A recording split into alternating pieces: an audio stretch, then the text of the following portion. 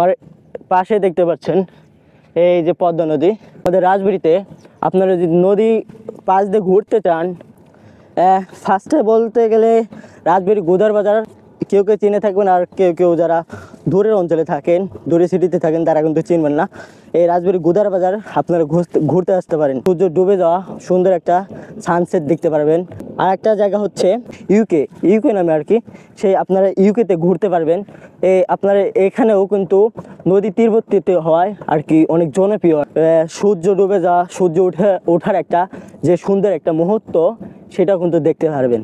একটা সাজেস্ট করব, সেটা হচ্ছে আমার নামে একটা জায়গা যে অন্তরমোড়, সেখানে অন্তরমোড় ভাঙায় আর কি একটা সুন্দর একটা জায়গা আছে, যেটা আমার কাছে একটু অনেক বেশি সুন্দর লাগে। সেখানে আপনারা ঘুরতে পারেন, সেখানে অনেক সুন্দর সুন্দর দৃশ্য আছে। সেখান থেকেও নদীর সুন্দর একটা সানসেট, নদীর পাশ দিয়ে নৌকা বয়ে যাওয়া, তারপর আপনার নদীর পাশে সূর্য ডুবে যায়, এটা সুন্দর মুহূর্ত ভাই রে ভাই।